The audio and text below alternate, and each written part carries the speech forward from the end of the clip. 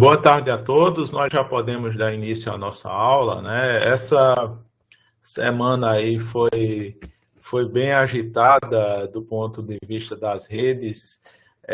Nós tivemos aí algumas lições econômicas e de redes, né? Vocês devem ter visto aí especialistas aparecendo na televisão, falando sobre DNS, falando sobre roteamento, né, a essas questões aí relacionadas, né, e o fato é que nós temos 3 aplicativos que eles pertencem à mesma companhia, e isso daí, né, nem sempre foi assim, né? Essa companhia, o Facebook, ela adquiriu essas outras empresas aí à medida que elas se destacaram, e isso aí acontece com diversas startups, né? O pessoal faz sucesso, aí eles acabam vendendo aí para os grandes, né? Então a gente tem exemplos aí com Facebook, Google, eles sempre vão fazendo isso, vão comprando YouTube, Snapchat e essas coisas aí que aparecem, né? Nem sempre são elas que desenvolvem os produtos e fazem sucesso a partir disso, né? Você vê que o Google tem um monte de iniciativas fracassadas que não levam a lugar nenhum, né? E ele aposenta esses projetos. Então, às vezes é mais fácil exatamente você adquirir essas boas ideias, pagar aí alguns milhões, bilhões de dólares por isso, né? E aí fica aí o conglomerado. Então, o que é que o Facebook está fazendo? Ele está integrando essas coisas, né? Então, vocês já devem ter visto os termos aí de uso mais recentes aí, que você, ao utilizar o WhatsApp, você meio que cede lá quer dizer, aceita lá alguns termos de uso, e esses termos de uso basicamente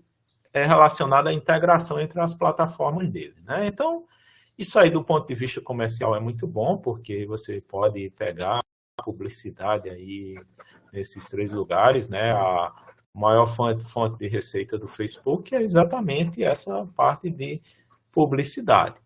Só que, às vezes, as coisas dão errado, né? Você, quando tem redes grandes, e redes grandes aí, com vários data centers, aí uma infraestrutura de rede enorme, e principalmente agora que muita gente está ainda trabalhando remotamente, e aparentemente parece que foi o que aconteceu, né? Algum tipo de falha humana ou alguma configuração lá que foi alterada, e o que acontece é que eles ficaram lá com a rede deles lá inacessível, né? E ficou inacessível a um ponto até que o pessoal que não estava lá nos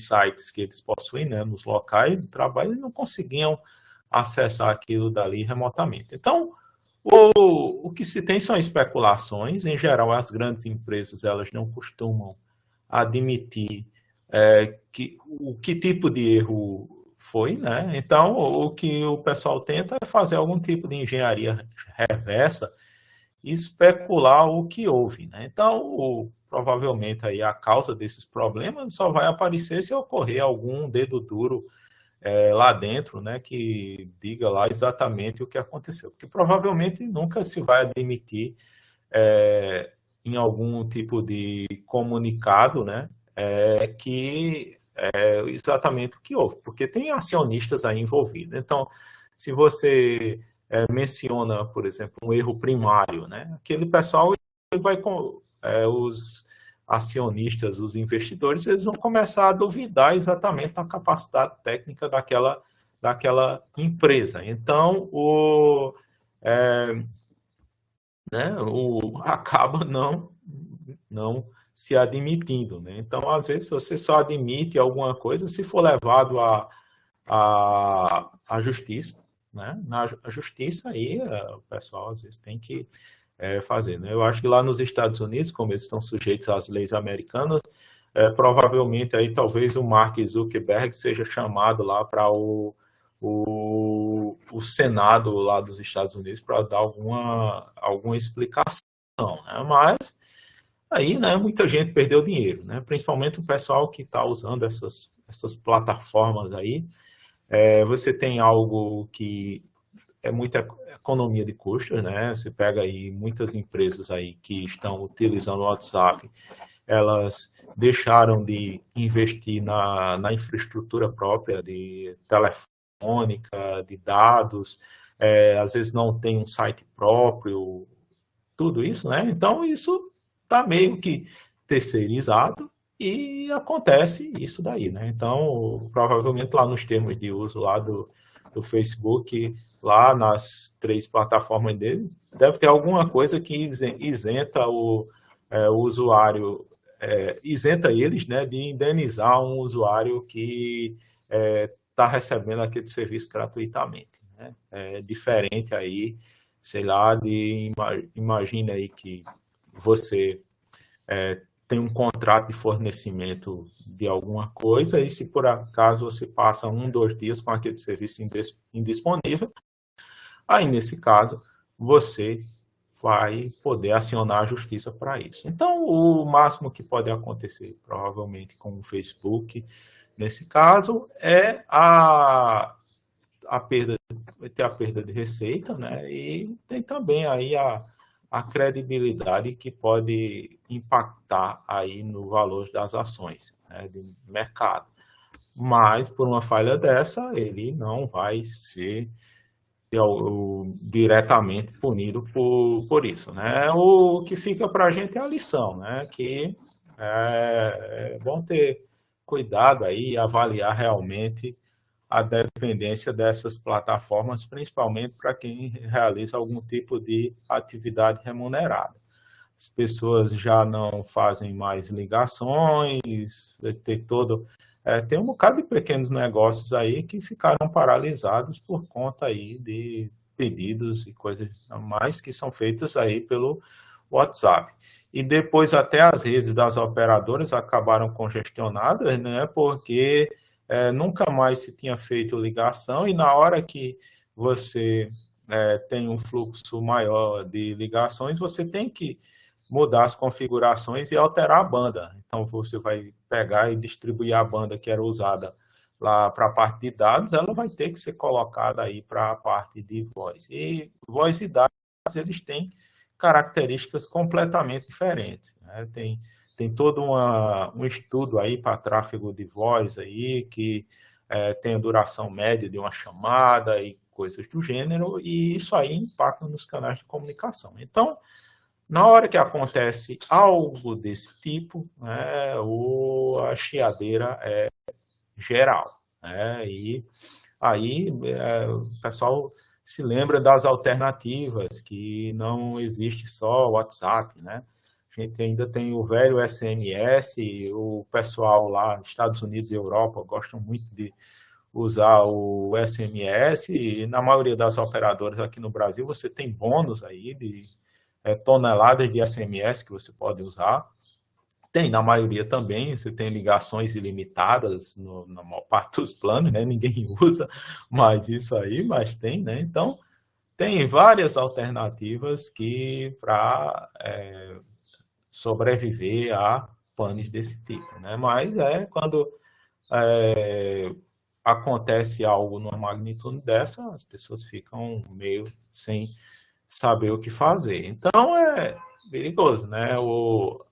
Já teve aqui eu acho que foi na semana passada, ou faz no máximo umas 2 semanas, o meu provedor, a JR Telecom, ele estava com problema de rotas para o Google, né? E isso daí é mais grave para mim do que esse problema do Facebook, porque sem o Google eu não tenho acesso a YouTube, né? Então, não tenho YouTube, eu uso o YouTube aqui para fazer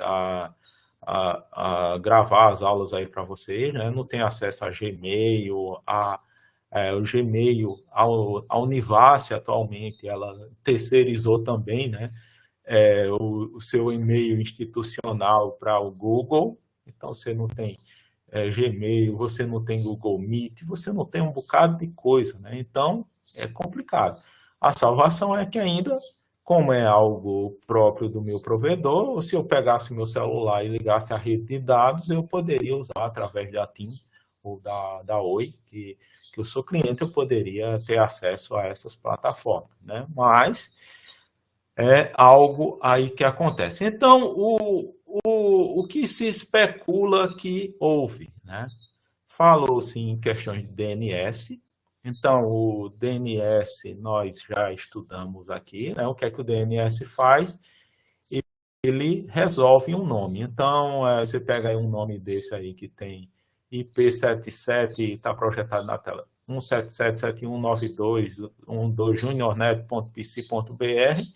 Isso daí é um nome que está associado a esse endereço IP 177.7192.122. Né? Então, é uma resolução de nomes. Aí você diz, só isso, né? Não é só isso. O DNS, principalmente para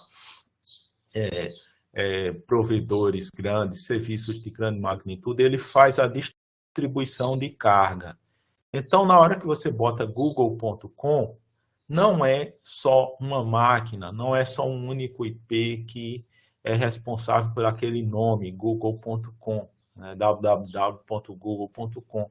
Você ali, né, graças ao DNS, você de alguma forma, cada requisição que é feita, né, ele pode dar um endereço IP diferente. Então, ele pode ter um conjunto lá de 10, 20 endereços IP, dependendo da carga que é necessária, e para cada requisição ele fica alternando e fornece o endereço de forma que você distribua, né? Sei lá, se você tem 1 milhão de requisições por minuto, você pode pegar e distribuir, né, para 10, para 100 mil para cada um, né, de alguma forma, e evitar que as máquinas transbordem. Então, o DNS está nesse sentido. E nós vimos ainda que quem é a parte da base do DNS?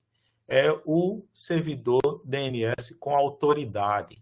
E esse servidor DNS com autoridade, ele fica na rede daquele domínio. Então, facebook.com deve ter um conjunto de servidores que resolvem todos os nomes do Facebook que estão lá dentro da rede dele, né? Então, se de alguma forma você não consegue chegar até a rede do Facebook, você não consegue chegar até esses servidores DNS, e sem chegar a esses servidores DNS, você não consegue resolver os nomes para aquele domínio. Então, sei lá, se a pessoa bota lá facebook.com/alguma coisa, não sei o que lá, de um serviço lá, não tem como se traduzir aquilo para um endereço IP, porque a parte que resolve aquilo não está acessível. Aí a gente entra no outro caminho, né? O que é que se faz para se chegar lá? Bem, se chega nessas redes através de roteadores, né? Então, roteadores, o que eu coloquei aí foi um exemplo do comando que traça as rotas, isso aí vocês praticam, né? Algo que tem aí nessas práticas aí desses laboratórios aí com a Shark. Eu fiz aí tracei uma rota aí para a Univasf, né, para esse www.univasf.edu.br. Vocês podem notar que eu passei por uma série de roteadores. Primeiro, eu passei pelo meu gateway, né, o roteador de primeiro salto, que é esse que está colocado logo aí. É esse 192.168.0.1, né? Tá isso aí. Aí depois se vai para o que está do outro lado, né? Aí também aí tá 192.168.1.1, e aí vai, né? Você entra dentro da rede do meu provedor, né? Você tem aí uma rede do meu provedor. Depois você meio que sai aí, então a gente tem um AS 1916. Isso aí provavelmente é um sistema autônomo de outra operadora, né? Tem aí esse AS, é uma sigla para sistema autônomo, é algo na linha de roteamento. E aí tem algo aqui, está dentro de uma operadora, isso aqui, esses endereços parecem um NAT de operadora, E, finalmente, nós entramos aí no backbone da RNP. Então, LAN PE, -PE, bkb.rnp.br, isso aí é algo que está dentro do POP PE da RNP. E aí nós temos os endereços, né, 200, 133, vocês veem que eles são bem parecidos com o endereço IP da Univas, então isso aqui já deve estar em algum tipo de rede ligado ao POP PE, né? Isso daí. Depois eu tive que interromper, porque quando chega aqui perto dessa parte final da Univas, os roteadores aí já não respondem mais e, consequentemente, encerra. Então, você está vendo que está passando aí por um bocado de roteadores, né? E que, para chegar no ponto que a gente quer, tem que ter uma rota estabelecida. Você diz, e como é que esses roteadores sabem?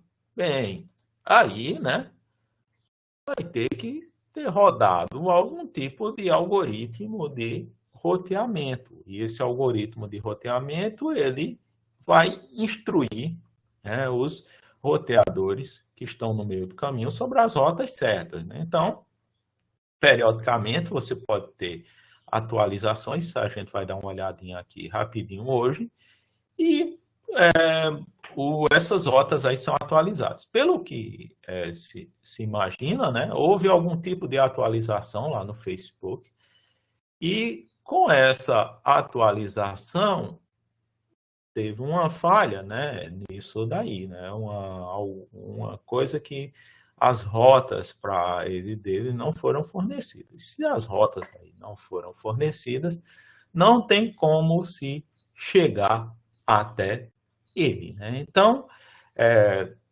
o problema inicial foi bem catastrófico nisso aí, porque ficou a rede toda, né? E como disse, eles integraram as coisas, eles integraram aí todos esses serviços na mesma coisa, então não tem nem como ficar um funcionando e outro não. Depois eles foram restabelecendo os serviços e aí devem ter restabelecido parcialmente uma parte aí do data center, então você tem, quando você faz isso, fica aquele funcionamento meio inconstante aí de alguma forma, né? Você tem também aquela explosão de tráfego inicial, porque tem aí mensagens represadas, né? Um bocado de os aplicativos clientes aí tentando conexão, e na hora que é estabelecido esse tipo de conexão, aí eles vão fazer o serviço, é normal isso, e acaba demorando um pouco para normalizar os serviços, né? Então, falaram, né, exatamente isso, nessa falha aí da parte do roteamento, e eu acho que mais especificamente no protocolo chamado de BGP, que cuida do roteamento entre bordas, né, entre sistemas autônomos. Então, vai sair de um tipo de rede para outra, esse BGP é que faz ele passa essas informações desse tipo de rota na internet, né? Aí, né, vamos aguardar se vai ter algum detalhe a mais sobre isso, né, se algum linguarudo vai dar com a língua nos dentes, mas é algo que, infelizmente, acontece, né, e dependendo, às vezes, da política da empresa, às vezes você tem empresa que começa a cortar custos, né, a centralizar demais as coisas, eles estão sujeitos a isso, né. Não foi aí, pelos que eles dizem, ataques hackers, que ataques hackers, em geral, eles não costumam ser tão danosos, né? Em termos, né? Tem proteções em geral, já teve casos, eu não sei se vocês têm alguém aqui que é usuário daqueles relógios da Garmin. A Garmin, ela trabalha com o mercado de GPS e esses smartwatches aí para o público esportivo e tal, né? E a Garmin, ela ficou basicamente, eu acho que foi uma semana, mais ou menos, com as redes inacessíveis, então você não tinha como sincronizar o seu aparelho lá com a nuvem da Garmin. os funcionários, me parece que nem conseguiam também trabalhar por conta de um ataque com o ransomware, né, que criptografou a rede, boa parte aí das máquinas dele lá, e as más línguas dizem que eles acabaram pagando resgate lá de alguns milhões lá para os caras, né?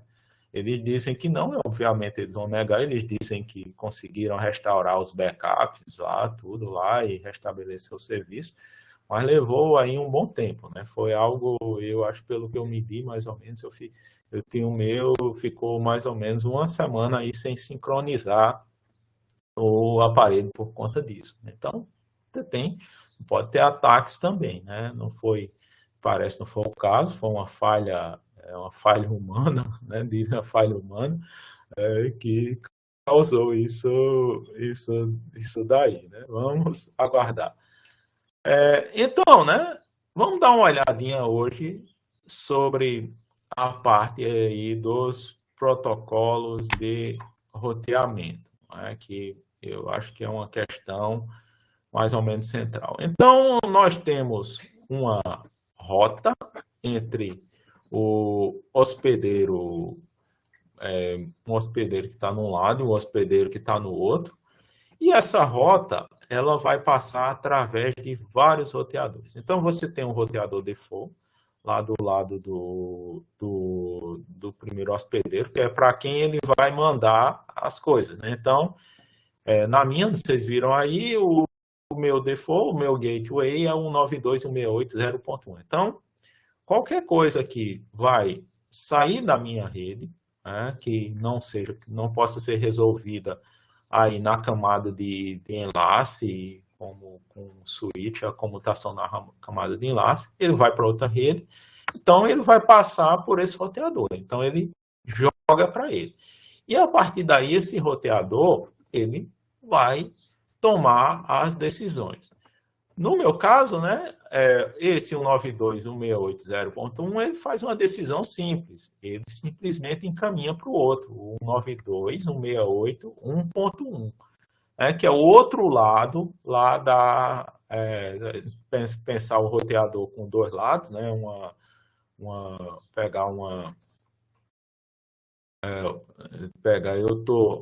eu tô aqui desse lado de cá, né?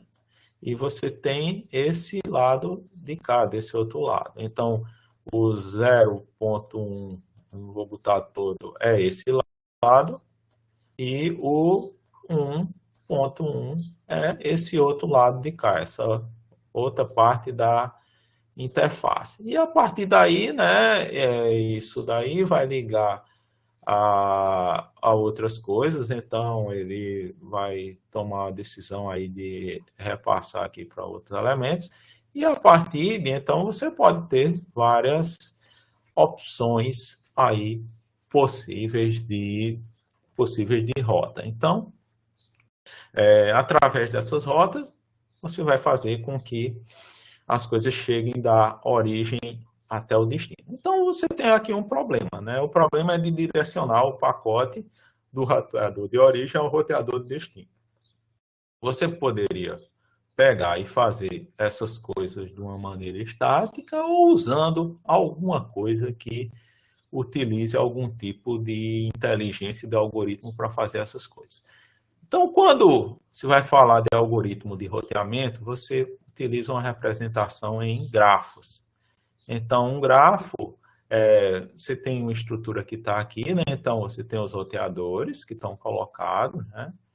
E aqui, essa estrutura de grafo, que você tem os roteadores, eles vão representar os nós, né? Os nós, quem já viu o grafo, e os enlaces aqui, entre um roteador e outro, eles vão representar as arestas do meu grafo, né? As arestas, é o termo que se usa, arestas, né? Nós e arestas.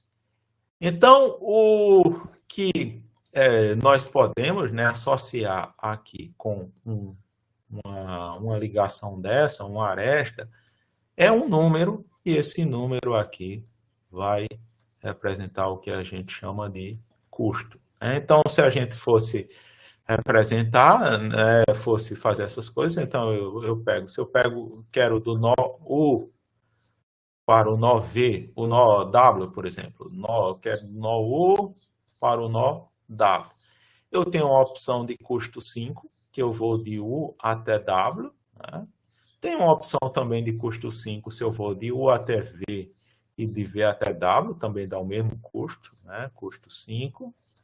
E tenho aqui uma opção de menor custo, que é de U por X até W, dá custo 4, e aqui de U, X, Y e W de custo 3. Né? Então, eu tenho a opção de menor custo é de ir de U até X, de X até Y e de Y até W, ela possui o custo 3. Então, você pode pegar, né, e dizer, olha, eu vou projetar um algoritmo de roteamento que vai encontrar o caminho de menor custo entre um ponto A e um ponto B. Né? Posso fazer isso. Né? Aí você diz, o que é esse tal desse custo? Bem, esse custo ele pode ter aí, representar várias coisas. Você pode ter a rapidez, né? Então, você poderia ter um custo inversamente proporcional à rapidez. Então, quanto mais rápido for, menor o custo. Né? Então, o caminho de menor custo seria o caminho mais rápido. Você pode ter também, né, o caminho mais curto também, aí, né, eu falei rapidez, o tamanho físico do negócio, né, várias variáveis, até também o custo financeiro que também pode levar, né. Lembre-se que você pode estar passando por redes de diversas operadoras e cada uma pode pegar e faturar você de um determinado valor. Então, tem várias coisas que podem ser associadas a essa variável custo. Do ponto de vista matemático, aí, da teoria dos grafos, é simples, né? Cada custo é um valor e os algoritmos fazem isso, encontrar o caminho de menor custo. Né? Encontrar o caminho de menor custo, que seria a rota mais eficiente do ponto de vista de custo.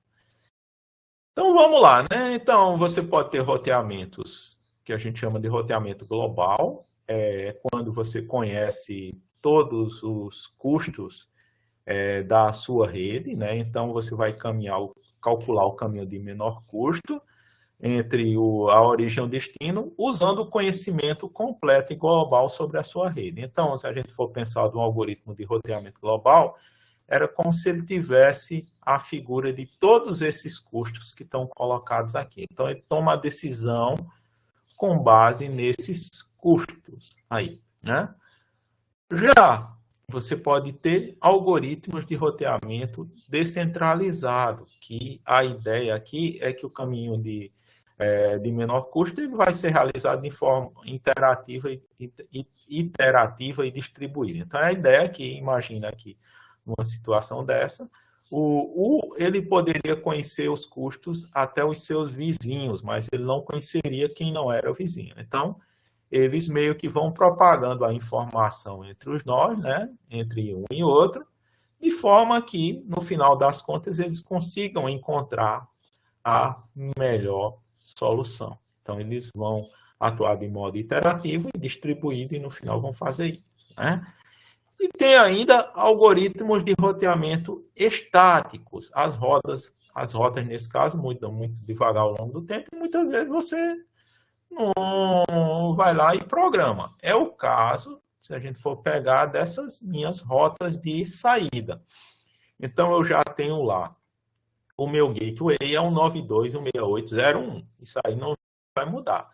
E depois dele, você tem um 92.168.1.1. Isso aí também não vai mudar. Então, para que é que eu vou rodar um algoritmo de roteamento nesse caso? Eu vou simplesmente pegar e escrever lá na tabela, ó, tal coisa, a rota é essa, né? Se chegar para fora dessa rede, você manda para esse. E pronto, né? Não vai mudar. Isso aí a gente chama de roteamento estático, que é o normalmente, algum administrador lá da rede vai lá e faz as alterações e atualiza essas tabelas dos roteadores diretamente. Algo aí bem simples. Aí nós temos os algoritmos, eu falei, estáticos, né? Eles podem também ser dinâmicos. Se, por exemplo, mudar algum tipo de custo, tá? O custo vai representar um caminho aí, vai ter uma mudança lá e ou até a topologia da rede, o algoritmo vai lá e vai rodar e vai atualizar as tabelas de acordo com essa mudança. Então, houve uma mudança de custos, houve uma mudança na topologia da rede, o algoritmo dinâmico vai lá e atualiza tudo, né? Bem, aí, né, você pode pegar e botar esse custo, né? Por exemplo, sensível à carga, por exemplo, né? E aí, se imagina aí tiver congestionamento, você pode pegar e redirecionar o tráfego para outro local, né? Então, tem aí essas possibilidades. A gente pode dizer, um algoritmo estático não muda aí as rotas, ou mudam com muito pouca frequência, e um dinâmico, que pode ser, por exemplo, se a carga mudar, né, tiver mais dados aí passando, ele vai lá e pega e altera as rotas aí com base nisso daí. Aí, aqui tem alguns exemplos, eu vou pegar, né? Isso aqui é um algoritmo de estado de enlace, que o que ele faz baseado nos custos que tem, né? Você acha o caminho de menor custo entre todos os elementos da rede. Então, se você rodar esse algoritmo do jeito que está ali, você vai descobrir que para chegar de U para W, o melhor caminho é de U para X, de X para Y e Y para W, né? Melhor ir por esse caminho.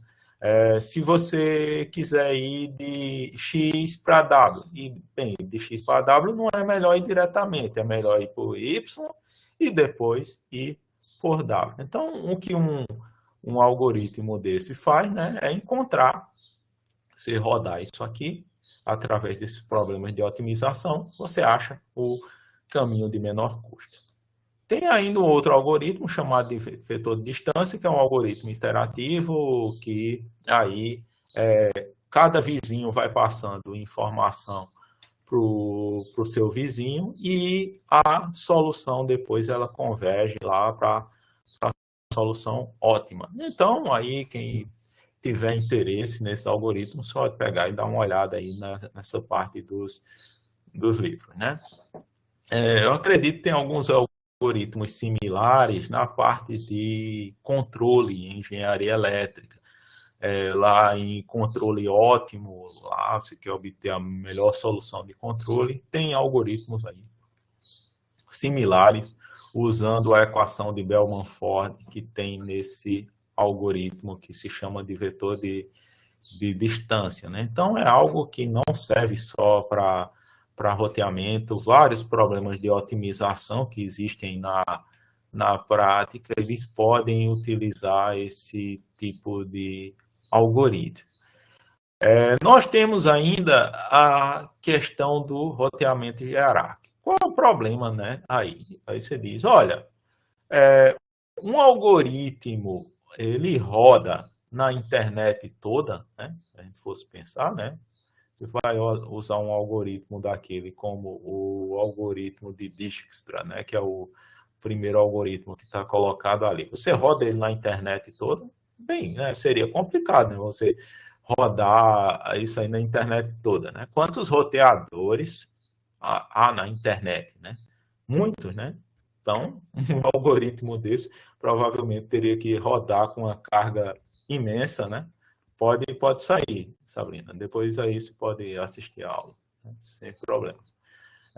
Um algoritmo desse teria uma carga imensa de trabalho e não rodaria. Então, por isso que a gente tem o que se chama de sistemas autônomos. Então, o que é um sistema autônomo? Um sistema autônomo é como se você pegasse, agrupasse aqui uma quantidade aí de roteadores, né?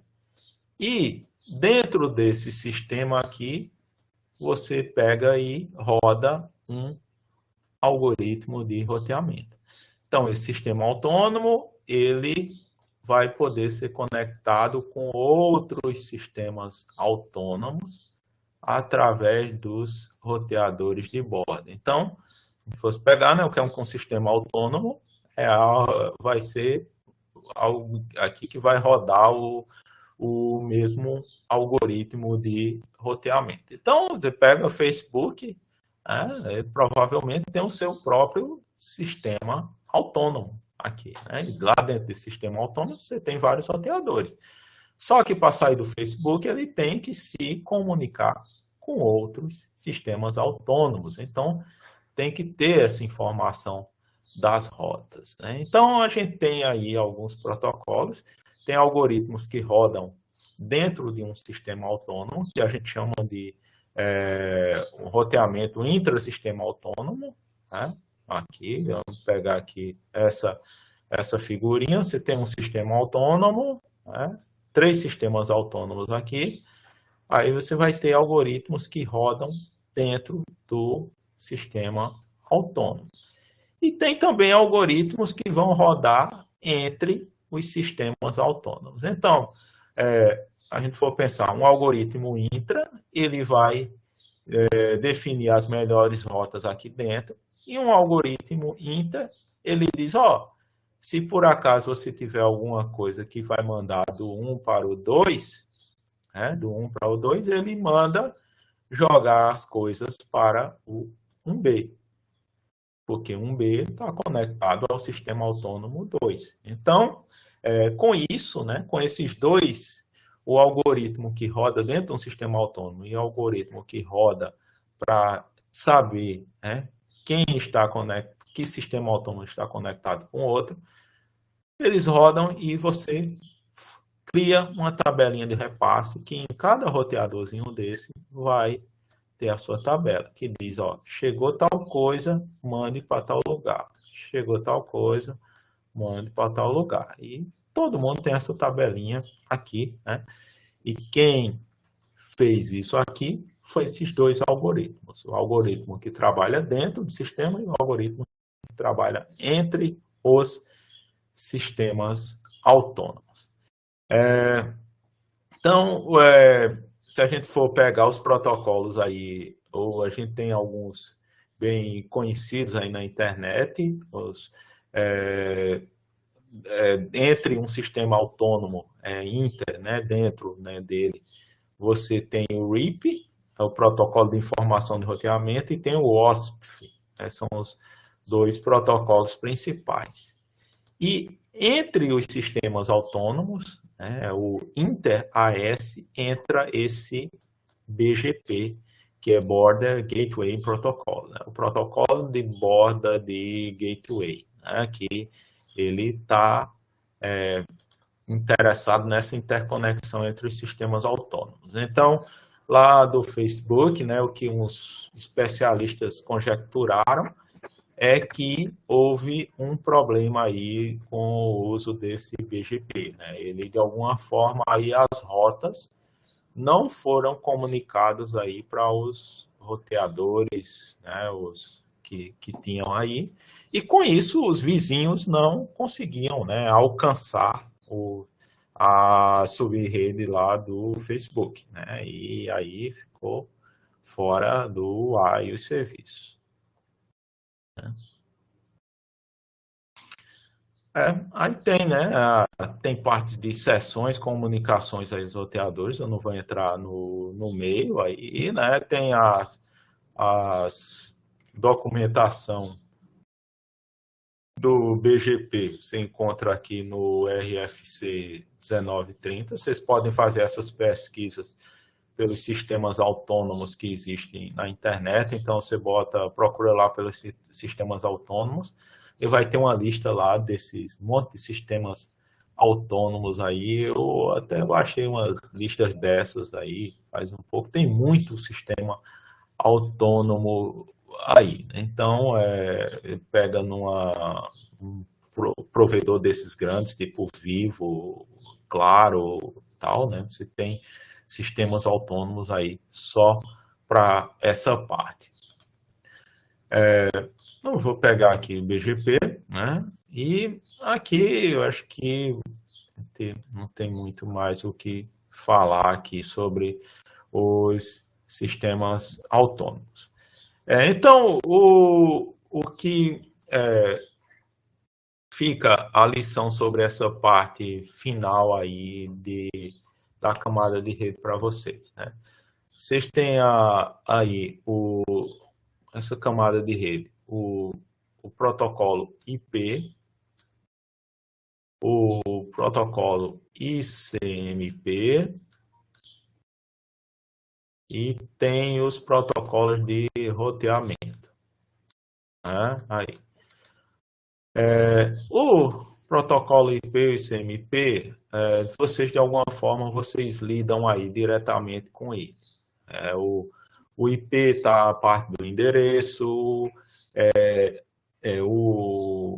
como é o tamanho lá do datagrama, se tem qualidade de serviço ou não, né? Se é IP versão 4, IP versão 6. O ICMP também, então, mesmo que indiretamente, na hora que você chega lá e não consegue acessar uma impressora ou alguma coisa, aparece uma mensagem lá que está inacessível àquela rota, ali indiretamente foi usado o ICMP, as mensagens de ICMP para notificar o seu navegador que aquilo não estava funcionando, que aquilo não estava no ar, né? Já a parte dos protocolos de roteamento, isso aqui é mais no nível de administração de rede. Então, aí teria que fazer cursos específicos, estudar mais aí em relação a esses protocolos, né, para poder atuar em algo aí nesse sentido. É uma parte muito delicada, que quando as coisas não funcionam aí, os problemas são pesados, né? Porque imagina, coisa tipo, quando você configura alguma coisa desse tipo errada, você pode ficar aí com grandes provedores aí fora do ar. Então, eu já vi um que ocorreu uma vez com o UOL, e o UOL ele oferece vários tipos, não é só o site lá, não, né? Tem vários serviços financeiros aí no meio, aí pagamentos e tudo, né? Tudo isso por conta de problemas de roteamento na Vivo, né? Teve isso aí. A gente teve também lá em Salvador, quando teve um prédio da Oi que pegou fogo também, teve que direcionar as rotas para outro lugar e ficou um serviço bem capenga durante um bom tempo, enquanto não restabeleciam aí essas rotas. Então, são problemas que custam dinheiro e tá bastante aperreio. Aí, imagina acontecer um negócio desse aí com alguma coisa que faz um sistema de pagamento, tipo uma Cielo, né? Uma Cielo que faz aí as transações, milhares de transações por minuto de cartão de crédito. Um banco, né? É algo que arrepia, né? Qualquer administrador de rede, né? Porque é algo que vai ter que fazer sob pressão. Então, não sei, aí provavelmente aqui vai ser difícil ter alguém que trabalhe com isso, né? Mas numa situação dessas que ocorreu, né? Agora o Facebook dá para dá para entender, né, a pressão que aqueles engenheiros de lá passaram, né, para restabelecer um serviço desse. Então, vamos prosseguir. O próximo passo, a próxima camada, né? Vou pegar lá o modelo de referência. Tínhamos a parte de baixo, camada física, camada de enlace, camada de rede, camada de transporte e a camada de aplicação. Né? Um modelo de 5 camadas. Então, a gente está chegando já na parte de baixo, a parte de enlace, e aí teria, obviamente, depois só a parte física que nós chegamos a ver já no início do curso, alguns meios físicos de transmissão. Né? Então, o que é que essa parte aqui de baixo, ela é mais caracterizada, é que ela está mais próxima do hardware. Então, é algo que você vai ter gravado nas placas de rede, vai estar gravado lá no firmware, né? Vai estar, de alguma forma, num nível mais baixo. Já você pega a aplicação e transporte aqui, propriamente dito, isso aqui vai estar na parte de software. Então, a aplicação ela é um programa. O protocolo de transporte e até o de rede, eles estão lá no nível do sistema operacional. Já aqui, enlace e a parte física, você está realmente entrando no domínio do hardware. Então, né, o que é que um protocolo da camada de enlace ele pode oferecer de serviço? A primeira coisa, né, isso está lá no modelo OSI, é o enquadramento de dados. Então, o que é enquadramento de dados? Na parte física, você tem bits. Então, você tem lá um bit, né, que pode estar sendo representado lá por um spin de um átomo, né, campo magnético, alguma coisa, luz, né, ou um sinal elétrico. Isso aqui é um bit. O que é que essa camada vai fazer? Vai pegar um bocado de bitzinho lá e, através de uma estrutura lá determinada, ela vai montar um quadro, né? Por isso que a gente diz enquadrou. Então, você tem um fluxo de bits e você vai delimitar, ó, o começo é aqui um ponto, o final vai ser depois de uma sequência dessa aqui, sei lá, 0, 1, um negócio desse aqui, eu determino um fim, né? E com início e fim eu tenho um quadro. Então, essa é uma das funções que tem. A gente pode ter também a função de acesso ao enlace, né? Uma função acesso ao meio. Então, imagina aí que eu quero acessar um meio compartilhado, o ar, por exemplo, né? Pode ser que outras pessoas estejam usando o ar. Então, eu tenho que ter algum processo de disciplina para poder acessar esse meio. E pode ter também entrega confiável, não necessariamente isso é feito, né? E detecção e correção de erros também podem ser feitos aí no nível de enlace. Então, essas são as funções, né? Você poderia ter num protocolo de enlace, mas não necessariamente em todos os protocolos vai ter isso. Aí nós vamos ter uma figura aqui, a camada de enlace, ela geral está implementada aí no adaptador de rede, ou a interface de rede, como chama aqui o NIC, né? Ela vai estar lá. E aí você tem o núcleo do adaptador de rede, que vai ter o controlador da camada de enlace, que vai executar esses serviços, né? Então, vai estar lá cada dessas funcionalidades realizadas no hardware da máquina. Então, aqui a gente tem um exemplo, né? Uma arquitetura CPU memória, tem aqui o adaptador de rede, que nesse adaptador de rede você tem essa implementação das camadas de enlace e física colocadas aí. Pode ter correção, detecção e correção de erros. Para fazer isso, existem códigos que a gente chama de CRC, a verificação de redundância cíclica. Então, os códigos mais simples desse tipo, né, poderia fazer detecção de erro através de bits de paridade. Então, você pode ter aqui um conjunto de bits e você diz, ó, aqui tem 3, 5, 6, 7, 8, 9 uns. Então, eu vou botar um bit de forma que o número de bits 1 seja par, né? Então, como teve 9 uns aqui, eu vou lá e coloco um. Então, o que é que vai acontecer?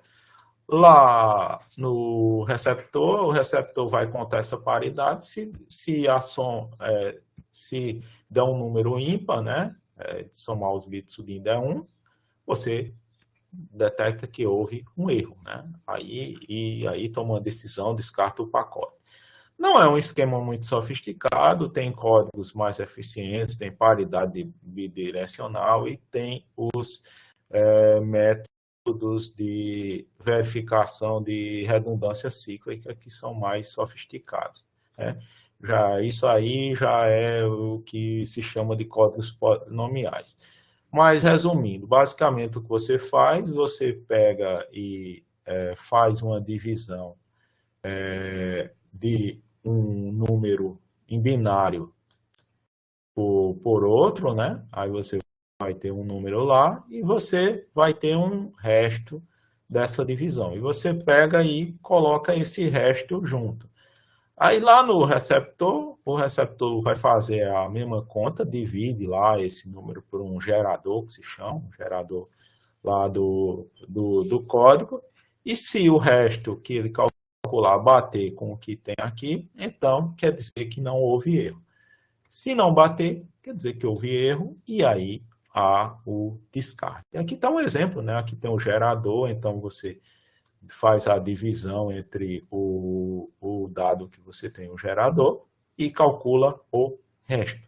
E anexa aí esse resto e vai junto aí, né? É uma parte aí de códigos corretores de erro que tem vários exemplos aí de códigos aí no mercado. Esse aí é um código polinomial que é bastante usado porque ele é fácil de ser implementado em hardware e é muito rápido. Você faz o hardware e faz essas contas muito rapidamente. A gente pode ter ainda os enlaces, né, dependendo do tipo, ele pode ser ponto a ponto ou pode ser de difusão. Enlace ponto a ponto não tem muito o que fazer, né? Imagina aqui que você tem um lado e tem um outro e tem um cabo. Então aqui não tem muito problema de acesso ao meio, né?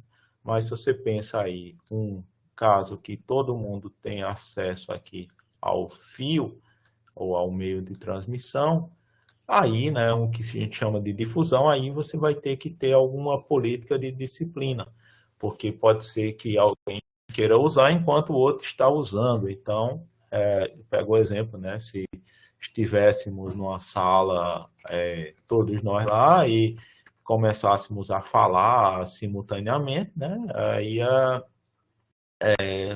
ninguém ouvir ninguém, né? Então, tem uma disciplina dessa. Então, na parte de redes, você tem que lidar, em caso especial, com esses enlaces de difusão, eles são mais complicados. E aí nós temos os protocolos de acesso múltiplo, que eles vão exatamente nesses canais de difusão, são compartilhados, eles vão regular quem vai transmitir ou quem vai ter que aguardar, né? Pensa aí no caso daquele, você está num protocolo de acesso múltiplo, aqui é aquele negócio de levantar a mãozinha, você pega lá o Google Meet, lá, o pessoal levanta a mãozinha, a pessoa vai lá e fala, né? Aqui no chat, aqui, a pessoa vai lá e coloca que quer falar, né? A gente estaria regulando aí o espaço, né? Aí, tem aqui alguns exemplos de canais de acesso múltiplo, redes Wi-Fi são um exemplo disso daí, que você tem o A, né, a frequência lá de 2,4 GHz, que é usada lá pelos vários dispositivos, e eles estão todos usando o mesmo meio, né? Aí. Então, como é que eu regulo esse acesso ao meio, né? Como é que eu faço várias pessoas ou vários dispositivos falarem ao mesmo tempo? Eu posso pegar e fazer uma divisão, que a gente chama de uma divisão mais estática, né? Que era, por exemplo, dividir o tempo, né? Então, imagina aí que você tem um determinado tempo aqui, pega aqui um segundo, né? Por exemplo, se eu pegar um segundo, e eu tenho 4 usuários, Então, eu poderia pegar 1 segundo, dividir por 4. Então, cada um teria aí 25% do segundo para usar. Então, um usava 25% em um segundo, depois o outro, depois o outro, depois o outro, e aí só depois terminasse aqui dali é que o 1 poderia usar novamente. Então, isso aqui é um exemplo de TDM. Você pode fazer isso com o tempo, você pode também dividir a frequência. Então, imagina que você tem uma banda, né, uma banda de frequência, e você pode dividir também aquela banda entre os seus usuários, né? Acontece isso nas redes Wi-Fi, você tem os canais. Então, tem canal 1, canal 2, canal 3, tal. E você pode pegar, tem alguns que se sobrepõem, mas você pega aí com a diferença apropriada, você pode ter ali canais e fazer com que cada um possa se comunicar no mesmo tempo, né, mas em frequências diferentes, né? Ou então você pode fazer esse caso aqui, né, que eles estão em tempos distintos se comunicando. Você pode ter ainda a divisão por código, que é um pouco mais diferente, é uma filosofia um pouquinho diferente, que é o CDMA, né? Mas aqui as principais divisões que nós temos são as divisões entre tempo e frequência que são utilizadas.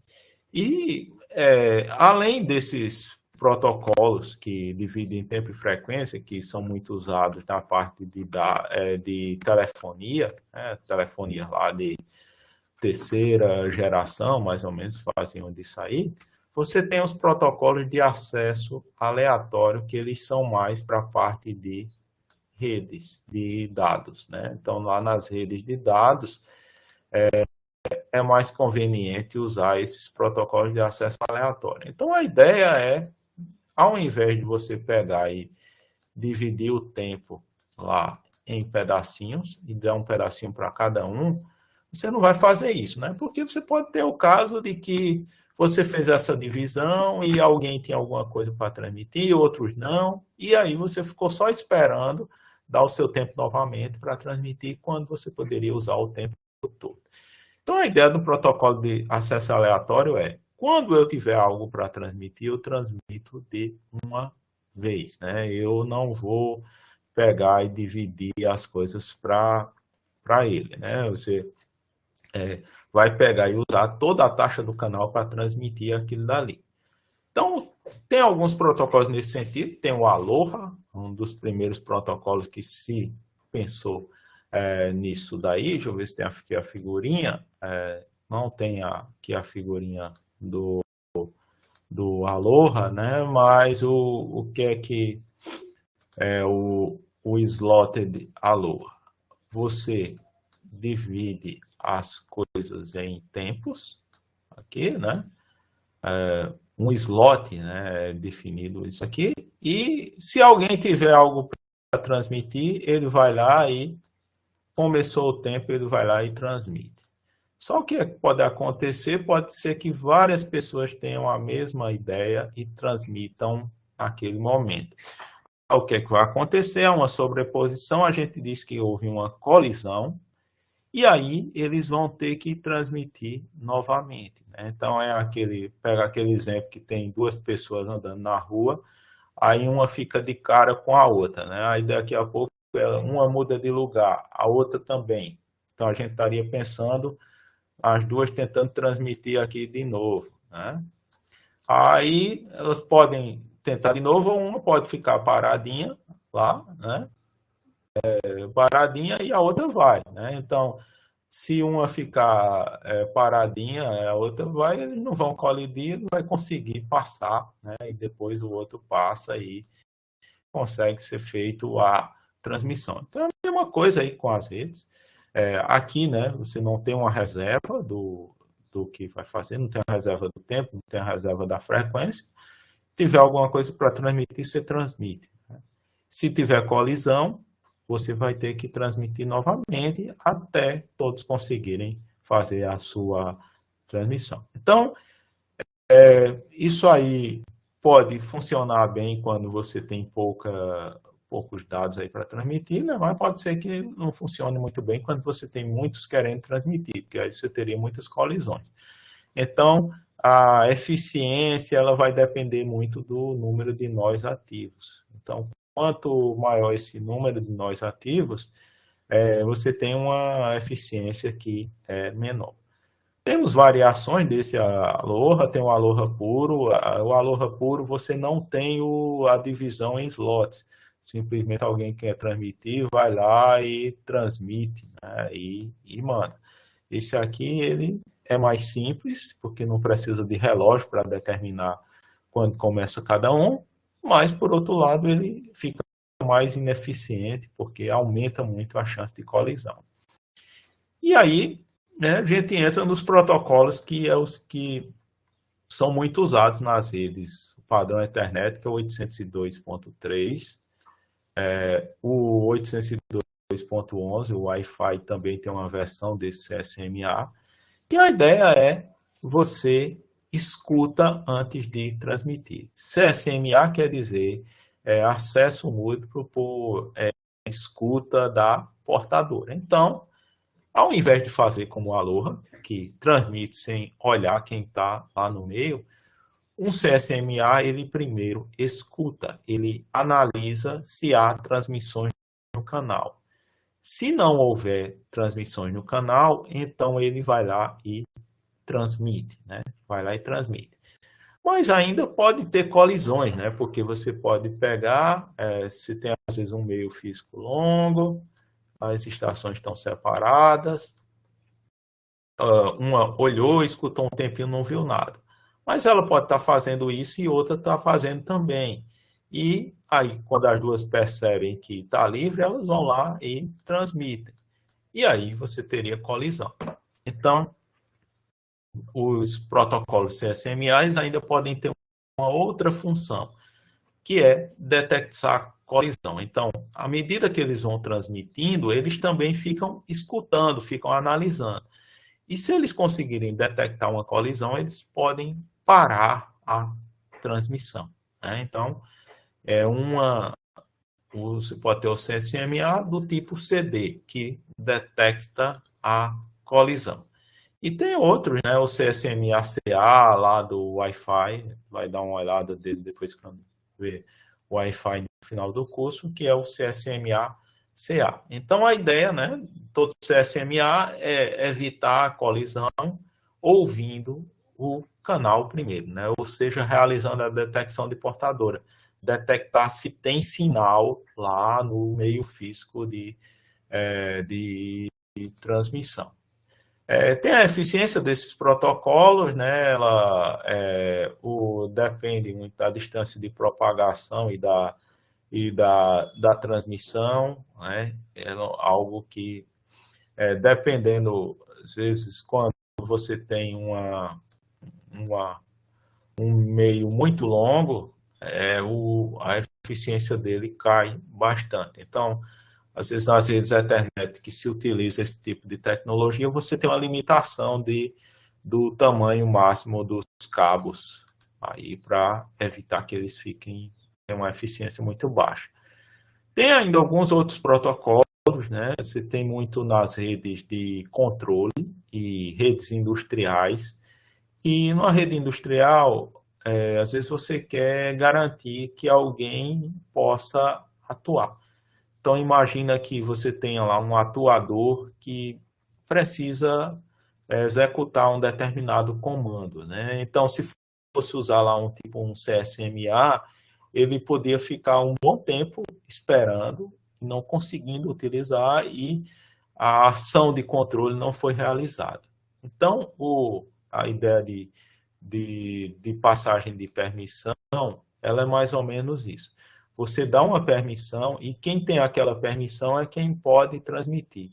E a permissão, ela fica passando entre nó, passa para outro, né? Você não pode monopolizar a permissão, né? A ficha, como se diz. Isso aí tem muitas redes aí de controle. Eu acredito que lá quem faz automação industrial deve ver alguma coisa aí nesse sentido com as redes, os fieldbus, profibus e coisas do gênero, né? Cabo aqui eu não vou falar aqui sobre cabo.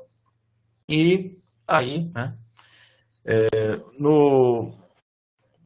gente costuma, né, nas redes locais, essa parte da camada de enlace, ela é executada principalmente no que a gente chama de comutadores ou os switches, né? Então, as topologias, né, quando a gente chegou e olhou aquela figurinha lá de uma rede institucional, né, como lá a rede da Univasso, tinha lá os roteadores, como poderia se citar, né? E aí lá a gente tinha também normalmente às vezes um bloco tipo aquele de sala de aulas lá da Univasso. Você tem uns elementos desse aqui que são os comutadores ou switches que vão concentrar os cabos que estão lá. E o que é que o switch é, né? O switch ele é ele vai fazer essa ligação, né? Então imagina aqui que essa máquina que está aqui vai passar algo para essa que está aqui na mesma rede. Então o switch ele faz exatamente essa comutação. Note que o dado passa daqui para cá entre as portas do switch e não precisa passar por roteadores, né? Isso daqui. E o switch ele é inteligente aí de uma maneira que ele não há colisões quando se utiliza o switch. É diferente de algo que tinha logo nos primórdios da internet chamado de hub, que o hub era um elemento burro, né, de comutação, que quando você mandava a coisa por hub, ele pegava e retransmitia aquele sinal para todos, né, que estavam ligados. E o que acontece é que, aí se ele manda para todos, os outros também poderiam estar mandando coisas para o hub. E aí você teria colisões. Aí ficasse a situação em que está todo mundo ligado aí no mesmo cabo. Com o switch não vai acontecer isso daí. Então, é algo que a gente tem nas redes aí hoje em dia. Então, ainda na camada de enlace, nós vamos precisar endereçar as coisas. Então, cada interface de rede que vai estar conectada à rede, a placa de rede, né? Sua placa de rede, ela vai ter um endereço físico, que a gente chama de endereço MAC. Então, se você tiver 5 placas de rede lá, você vai ter 5 endereços MAC, um para cada uma delas. Ele pode pegar e usar novamente aquele comando, né, o ipconfig, que vem sendo aí bastante utilizado. Então, se eu pegar o ipconfig, está aqui na versão /all,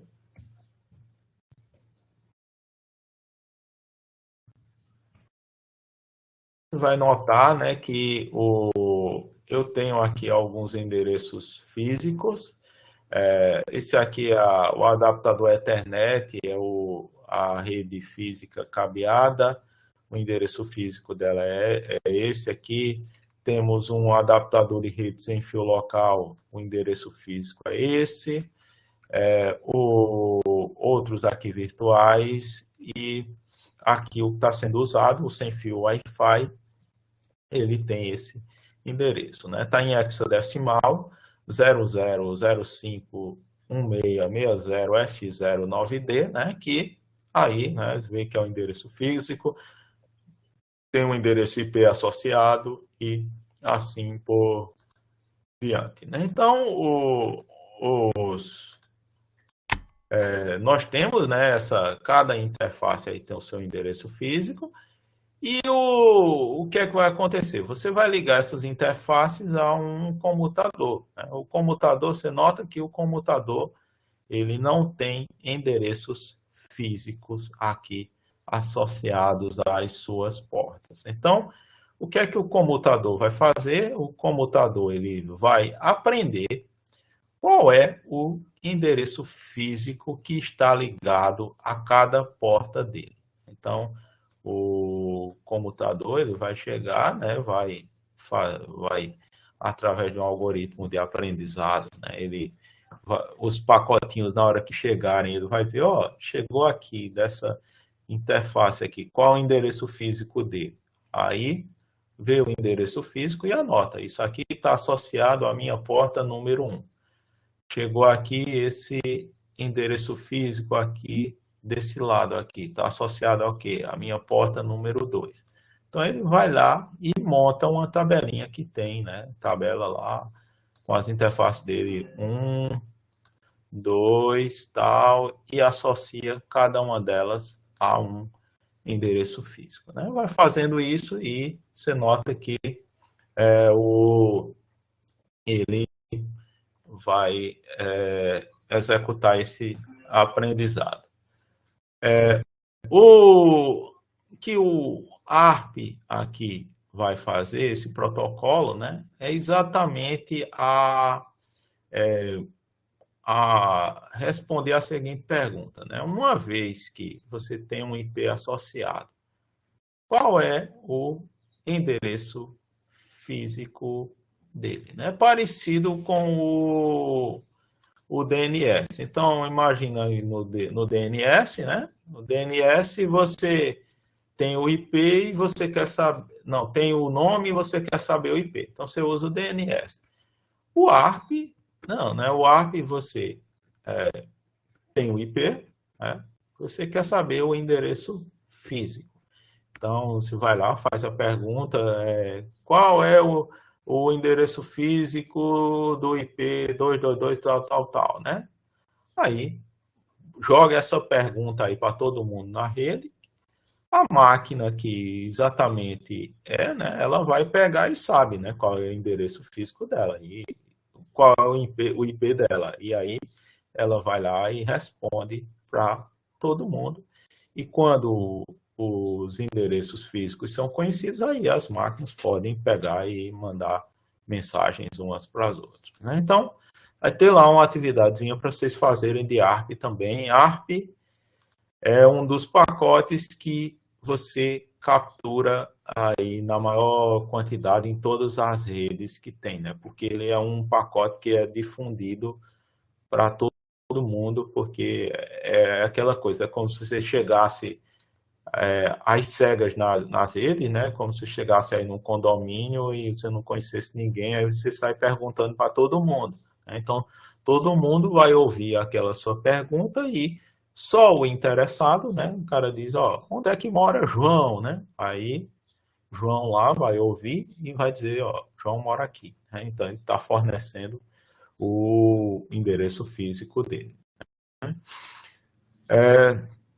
Bem, aí tem algumas considerações aqui, não vou falar. A gente ainda pode falar de redes Ethernet. As redes Ethernet são o que se refere ao padrão 802.3.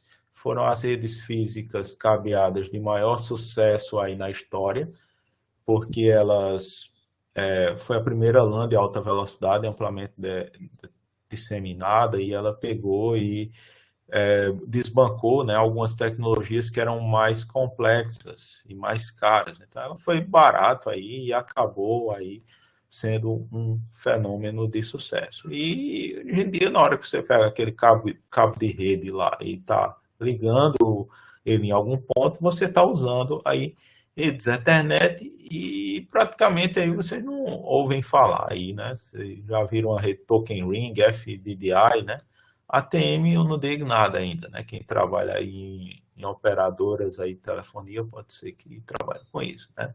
Mas Token Ring e FDDI, eu acho que na minha época de graduação ainda tinha lá um laboratório que o pessoal usava lá na parte de pesquisa, que depois foi desativado, né? E tinha lá alguma coisa de uma estrutura dessas numa rede em anel, né? Mas isso aí desapareceu basicamente pelo sucesso das redes Ethernet. Então foi um sucesso tão grande, em termos de custo principalmente, e confiabilidade, né? Que acabou desbancando todas as outras. Então, nas redes locais, a gente tem as redes Ethernet aí para a parte cabeada e o Wi-Fi, o 802.11, para a parte sem fio, né? São as duas tecnologias que a gente poderia dizer as mais utilizadas aí no mundo que se tem.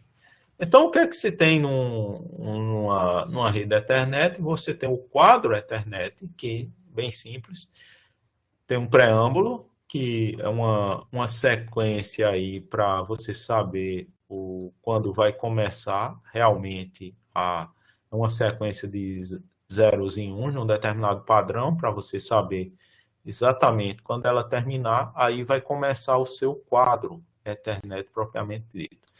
Aí ele vai começar com o endereço de destino, endereço de origem, o tipo e os dados, né? O que é que são os dados? Vai ser o que veio da camada de rede, ou seja, o datagrama IP, né? Então, o datagrama IP, ele vai estar aqui dentro. Então, ele vai estar aqui dentro. Então, note que tem o endereço físico de destino, o endereço físico de origem, o tipo, os dados aqui, o IP, e depois você tem o CRC, que é para verificar se houve erros, né? Se houve erros, aí isso daí vai estar colocado aqui. Teoricamente, né, quando a gente está numa rede Wi-Fi, a estrutura do quadro é diferente, né? Tem mais coisa, mas como vocês vão depois ver uma tarefa aí sobre isso, quando eu passar, né?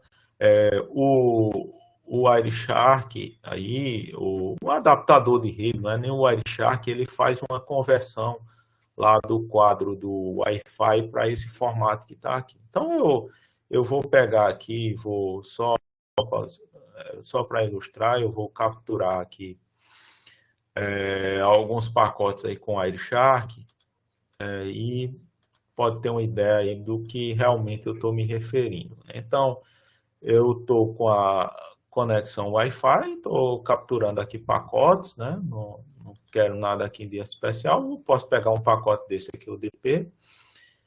E o que eu estou interessado aqui é nessa parte aqui, Ethernet 2. Então, você note que tem o quê? Tem o destino, né? Um endereço físico, 0005-1660F09D, e tem a fonte, TP-Link, que é esse 0C8063-8E07-7A. Então, foi um pacote que veio do meu roteador com o destino à minha interface de rede sem fio. Tem o tipo, só o que tem, né? Então, vê que tem os três campos: o destino, fonte e o tipo. E aí, o que vem depois vão ser os dados. Os dados são o protocolo IP, que é o que está colocado aí dentro disso daí, né? Então, vai estar essas informações lá. O preâmbulo, você viu que não apareceu, meio que o preâmbulo e o CRC, eles foram usados aí pela placa de rede para poder determinar essa estrutura do quadro, né? E aí o CRC deve ter dado ok, então o pacote foi aprovado. Se não fosse, ele teria sido descartado aí, eu nem teria acesso a ele. E o que ele está me mostrando é exatamente essa parte, né? O endereço de destino, origem, tipo e os dados que foram aí capturados. As redes Ethernet, elas possuem várias subdivisões, aí, meios físicos, ela pode ter em fibra, em cabo trançado, cabo coaxial, e dependendo disso daí, aí a nomenclatura muda. Então, o padrão de 100 megabits por segundo, ele pode ser o TX com cabo coaxial, sem a velocidade, 100 megabits por segundo, base aqui, transmissão em banda base, lá quem fez PCOM lembra do que é transmissão em banda base, né? Espero. O meio aqui, e aqui você pode ter fibra FX, né? E tem lá as tecnologias, quem tiver interesse em procurar, né? Tem os vários tipos de tecnologia, se é cabo de pá trançado sem blindagem, com blindagem, e aí vai mudando, né? Então, tem o 100, tem o 1000, tem o 10G, 10 gigabits por segundo, várias tecnologias ligadas a essa velocidade. Né, nas redes da internet, né, nós vimos que é comum ter essa infraestrutura que você tenha os comutadores, como estão aqui, né, como está aqui, né, os comutadores ou os switches. E eles têm uma característica bastante importante, né? O comutador, ele em si, ele é transparente aos hospedeiros. Então é como se ele não tivesse lá, né? O que ele faz, ele liga um hospedeiro ao outro, um hospedeiro a um roteador, né? Mas ele é transparente, é como se ele não tivesse lá, ao contrário do roteador, né? Que já tem uma função mais específica. Então, o que é que um comutador faz? O switch lá, a caixinha lá que você tem. Ele faz uma operação de filtragem, ele meio que direciona, né, o local para onde eu devo repassar o quadro. Então, aquele aí que eu fiz, se você quer repassar de um lugar para outro, ele vai lá e repassa para o outro aqui, propriamente dito. Então, ele faz uma filtragem, né? Ele não pega, não repassa isso aí para todo mundo. Então, ele faz filtragem e faz repasse, né? Essa capacidade de passar, dirigir um quadro aí de um lugar para o outro. E como é que ele faz isso? Ele é autodidata, né? Ele aprende, ele vai construir uma tabela, né, que ele registra os endereços físicos associados a cada interface. Então, com um tempinho operando aí na rede, ele aprende isso e ele exatamente faz essa função, né? Então, imagina que eu tenho um switch aí, estou ligado, conectando computador, impressora, vários elementos da minha subrede, e eu quero mandar alguma coisa para imprimir. Estou conectado tanto a impressora quanto o computador num comutador. Os dados vão ser encaminhados diretamente aí o computador, né? Ele vai fazer essa ligação entre o computador e a impressora sem precisar passar aquilo dali para algum outro elemento, né? Então, é uma função que está lá e transparente, você não precisa configurar, diferente de roteador, que roteador você configura as rotas, tudo aí direitinho.